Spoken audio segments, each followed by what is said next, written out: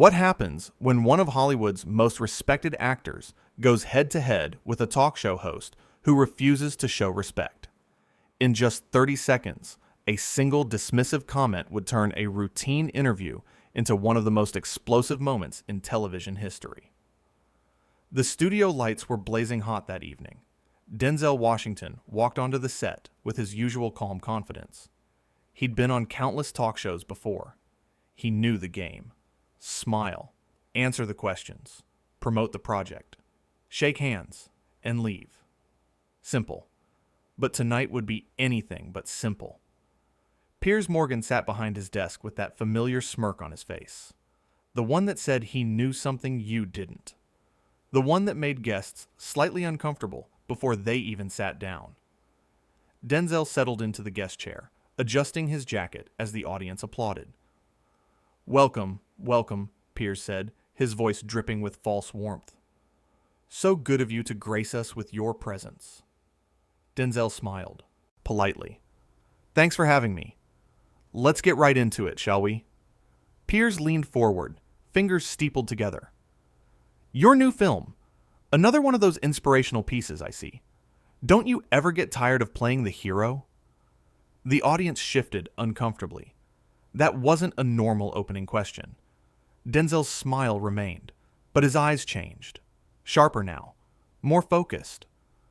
"I don't see it as playing a hero," Denzel replied carefully.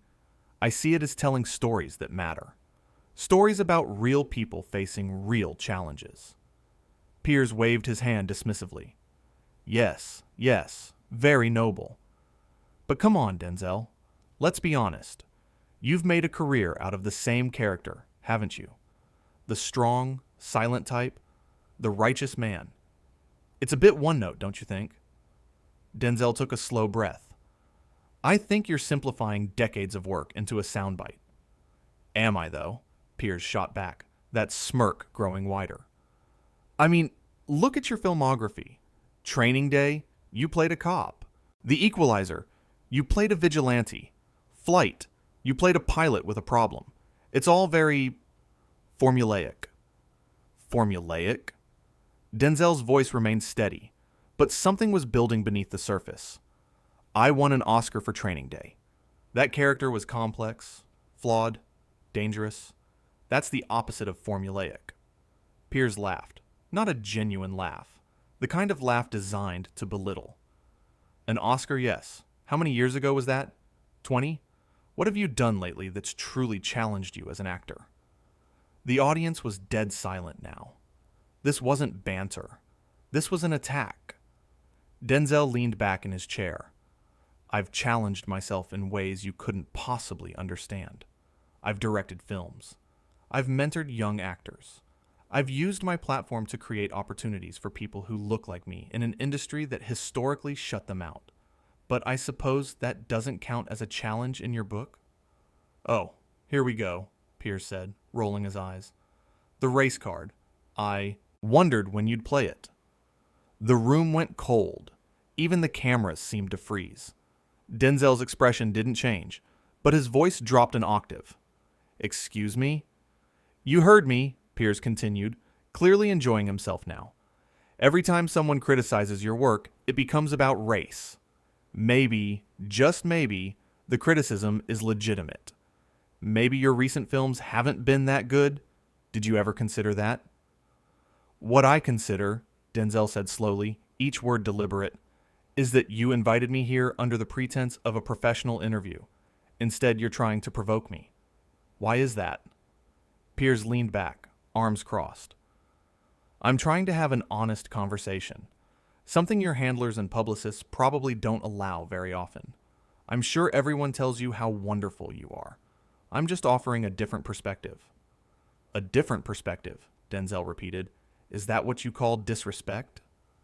"I call it journalism," Piers replied smugly. "Asking the tough questions. Holding celebrities accountable. You know, actual work. Not just showing up, looking handsome, and reading lines someone else wrote."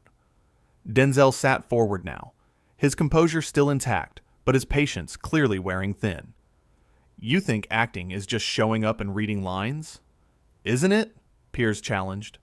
I mean, compared to real jobs, compared to soldiers, doctors, teachers, you play pretend for millions of dollars. Let's not act like it's curing cancer. Nobody said it was curing cancer, Denzel responded. But it matters. Art matters. Stories matter. They shape how we see the world, how we see each other. They can inspire, educate, challenge assumptions. That's not nothing. Piers made a mocking face. How poetic. Did you rehearse that? Did you rehearse being this rude? Denzel countered. Or does it come naturally? The audience gasped. A few people even applauded, but Piers quickly gestured for silence. Rude? Piers feigned offense. I'm being honest. Maybe you're just not used to someone who doesn't worship at your feet. There's a difference between not worshiping someone and being deliberately disrespectful, Denzel said. You seem to have made a career out of confusing the two. Piers's face reddened slightly. I've made a career out of speaking truth to power, out of not being afraid of big names and big egos. Big egos, Denzel said quietly. That's interesting coming from you. What's that supposed to mean? Piers snapped. It means you invited me here, Denzel explained, his voice calm but firm. You asked me to come on your show. I took time out of my schedule to be here. And from the moment I sat down, you've done nothing but insult me, insult my work, and insult my integrity. So I'm asking myself, why? What's the point of this? Piers shifted in his seat. The point is to have a real conversation, instead of the usual promotional fluff.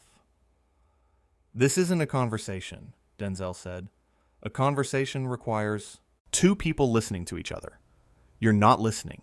You're performing. You're trying to create a viral moment at my expense. Oh, please, Piers scoffed. Don't be so sensitive. If you can't handle a little criticism, maybe you shouldn't be in the public eye. Criticism? Denzel's voice rose for the first time. You haven't offered criticism. You've offered insults disguised as questions. There's a difference. Criticism is constructive. What you're doing is destructive. I'm doing my job, Piers insisted. Your job is to attack your guests, Denzel asked. To make them uncomfortable? To disrespect them on national television? My job is to ask questions other people are afraid to ask, Piers said, his voice getting louder. To push back against the celebrity worship culture. To treat you like a regular person instead of some untouchable icon. Treating someone like a regular person means treating them with basic respect, Denzel said. Something you clearly don't. Understand. Piers slammed his hand on the desk. I don't need lectures from you about respect. You come on my show. You play by my rules. Your rules seem to involve being as obnoxious as possible, Denzel observed. The audience murmured. Some people were clearly uncomfortable. Others were riveted. This was unlike anything they'd seen on television before. Obnoxious? Piers sputtered. I'm obnoxious? You're the one who can't handle a simple interview without getting defensive.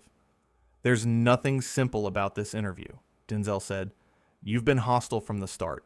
You've questioned my talent, my choices, my integrity. You've made dismissive comments about serious issues. And now, you're acting like I'm the problem for responding?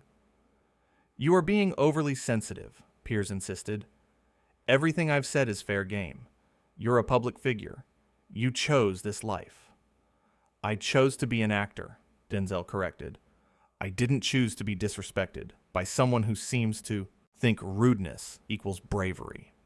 Piers leaned forward aggressively. You know what? Maybe the problem is that you've been coddled for so long. You forgot what real criticism sounds like. Maybe you've been surrounded by yes men for so many years that you can't handle someone who doesn't kiss your ring. Denzel stood up slowly. The movement was so sudden, so unexpected, that the entire studio seemed to hold its breath. What are you doing? Piers asked, his confidence faltering for the first time. I'm leaving, Denzel said simply. You can't leave, Piers said, trying to recover his composure. We're in the middle of an interview. No, Denzel corrected, his voice steady and clear. You're in the middle of a performance. I'm in the middle of being disrespected, and I don't have to sit here and take it. Sit down, Piers demanded. Don't be childish. Denzel looked at him with an expression that was part disappointment, part pity. Childish is throwing a tantrum when someone calls you out. Childish is insulting your guests because you think it makes you look tough. Childish is confusing cruelty with courage. I'm not being cruel, Piers protested. I'm being honest. You're being a bully, Denzel said, and I'm too old and too tired to sit here and be your punching bag for ratings. Piers stood up now too, his face flushed. If you walk out of here, you'll look weak. You'll look like you can't handle the heat. Denzel smiled, but there was no warmth in it. I've handled more heat than you'll ever know. I've faced real challenges, real adversity, real criticism from people who actually mattered. What I won't do is sit here and let you disrespect me for entertainment. This is television, Piers said desperately. People expect confrontation. They want drama. Then give them drama without using me as your prop, Denzel replied. Find someone else to bully. Find someone else to belittle. I'm done. You're making a mistake, Piers warned. Walking out makes you look bad, not me. Denzel paused, turned back to face Piers directly. Let me tell you something. I've been in this industry for over 30 years. I've worked with legends. I've won awards. I've earned respect. Not by tearing other people down, but by doing the work, by showing up, by treating people with dignity.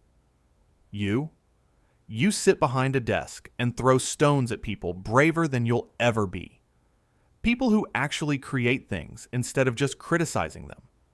So if walking away from this circus makes me look bad, I'll live with that. Because staying here, letting you continue this charade, that would actually be shameful. The audience erupted. Some people stood up and applauded. Others sat in shocked silence. The producers were frantically signaling from the wings, unsure whether to cut to commercial or let this play out. Piers tried one last time. Denzel, come on, let's just... No, Denzel said firmly. We're done here. I came here in good faith. I was prepared to have a real conversation, but you weren't interested in that. You were interested in a spectacle. Well, you got one. Just not the one you wanted. Security, Piers called out, his voice cracking slightly. We have a situation. Denzel laughed. Actually laughed. Security? Really? I'm walking out of my own free will. You don't need security. What you need is some self-awareness. He began unhooking his microphone, his movements calm and deliberate. The audience watched in absolute silence now. This was the moment. This was the breaking point. You'll regret this, Piers said, trying to save face. This will follow you. Denzel handed his microphone to a nearby crew member. The only thing that will follow me is my reputation. The same reputation you tried to tarnish tonight. The difference is, my reputation is built on decades of work. Yours is built on moments like this. Get out then, Piers shouted. Go ahead. Run away. Prove my point. Denzel stopped walking. He turned one final time. I'm not running. I'm choosing. I'm choosing not to participate in whatever this is. I'm choosing to respect myself enough to walk away from disrespect. That's not weakness. That's wisdom. He looked at the audience. Thank you for being here. I'm sorry you had to witness this. I hope you understand why I have to go. Several audience members called out their support. We understand. You're right to leave. Don't let him talk to you like that. Piers was losing control of his own show. Everyone calm down. This is my show. Then act like a host instead of a heckler, Denzel said over his shoulder as he walked toward the exit. Piers's voice rose to a near shout. You think you're better than me? Is that it? You think because you're famous, you can just walk out? Denzel stopped at the edge of the stage. I don't think I'm better than you. I know I'm different from you. I know that I treat people with respect. I know that I don't need to tear others down to build myself up. And I know that 30 years from now, people will remember my work. What will they remember about you? The question hung in the air like smoke. Piers had no answer. His mouth opened and closed, but no words came out. That's what I thought, Denzel said quietly. Goodbye, Piers. I hope you figure it out someday. And with that, Denzel Washington walked off the set.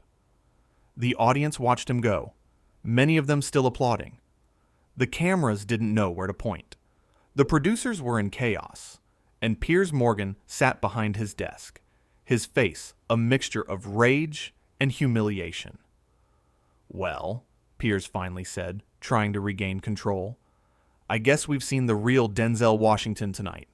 Can't handle a tough question. Can't handle honest criticism. Just walks away like a child.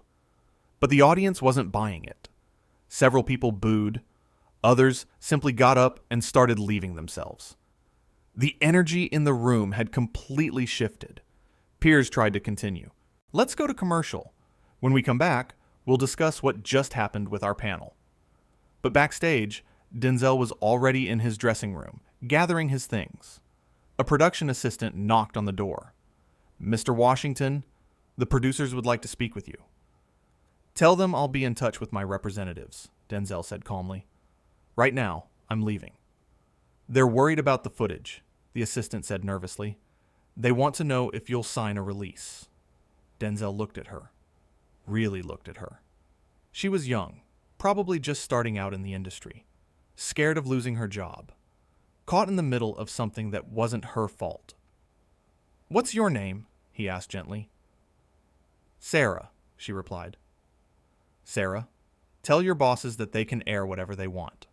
I have nothing to hide. I spoke my truth. If they want to edit it to make me look bad, that's their choice. But the truth will come out. It always does. Sarah nodded, relieved. Thank you, Mr. Washington. And for what it's worth, I thought you handled that with incredible grace. Denzel smiled, a real smile this time. Thank you, Sarah. That means more than you know. He walked out of the building into the cool night air. His car was waiting. His driver opened the door. Rough night, sir? The driver asked. You could say that, Denzel replied, settling into the back seat. But sometimes you have to stand up for yourself, even when it's uncomfortable, especially when it's uncomfortable. Back in the studio, Piers was still trying to salvage the show. Let's bring out our panel to discuss what we just witnessed, the complete meltdown of a Hollywood actor who couldn't handle a little scrutiny. But the panel looked uncomfortable. They'd all seen what happened. They knew Piers had crossed a line, and they knew that taking his side would mean going against what everyone in that room had witnessed. The first panelist, a film critic, spoke carefully. I think what we witnessed was actually a masterclass in dignity. Denzel recognized he was being disrespected and chose not to engage further. Piers's face darkened. Disrespected? I was asking legitimate questions. Were you, though? Another panelist interjected. Because from where I was sitting, it looked like you were trying to provoke him from the start. The show descended into chaos. Piers arguing with his own panel. The audience divided. The footage of Denzel's exit already being shared on social media by people in the audience who'd recorded it on their phones. Meanwhile, Denzel was halfway home, his phone blowing up with messages of support from colleagues, friends, and fans who'd already heard what happened. He turned his phone to silent and looked out the window at the city lights passing by. He thought about the interview, about the moment he decided to stand up and leave, about Piers's face when he realized he'd pushed too far, about the choice to walk away instead of escalating. It would have been easy to stay, to match Piers's aggression with his own, to tear him down the way Piers had tried to tear him down. But that wasn't who Denzel was. That wasn't the example he wanted to set. Sometimes strength isn't about fighting back. Sometimes it's about knowing when to walk away, about refusing to play a game rigged against you, about maintaining your dignity in the face of someone trying to strip it away. The car pulled up to his home. Denzel thanked his driver and walked inside. His wife was waiting, having seen clips of the interview online. "Are you okay?" she asked, concerned. "I'm fine," Denzel said, and he meant it. "I did what I had to do." "You walked out on live television?" she said, not quite believing it. "I walked away from disrespect," he corrected. "There's a difference." She hugged him. "I'm proud of you." "Thank you," he said softly. "That means everything." In his studio, Piers was dealing with the fallout. The producers were furious. The network was receiving complaints. Social media was overwhelmingly on Denzel's side. The show that was supposed to boost ratings had become a public relations nightmare. "We need to do damage control," one producer said urgently. "We need to spin this." "Spin it how?" Piers demanded. He walked out. "He made me look like a fool." "You made yourself look like a fool," another producer said bluntly. "You went too far. We told you to push him, not attack him." "I was doing my job," Piers insisted. "Your job is to conduct interviews, not auditions for a villain role," the producer shot back. "This is bad, Piers. Really bad." But Piers wasn't listening. He was too busy refreshing social media, watching as the video of the confrontation went viral, watching as celebrities, journalists, and regular people all sided with Denzel, watching as his own credibility crumbled in real time. He'd wanted a memorable interview. He'd wanted a moment people would talk about. He'd gotten both, just not in the way he'd imagined. The next morning, Denzel woke up to hundreds of messages of support. Colleagues praising his composure. Fans thanking him for standing up for himself. Industry professionals calling Piers' behavior inexcusable. He didn't gloat. He didn't issue a statement attacking Piers. He simply released a brief comment through his publicist thanking people for their support and reiterating his commitment to treating everyone with respect. It was a class act, which was exactly what people expected from him, because that's who Denzel Washington was. Not the character Piers had tried to paint him as, but the man he'd always been. A man who knew his worth. A man who refused to be diminished. A man who understood that sometimes the most powerful thing you can do is walk away.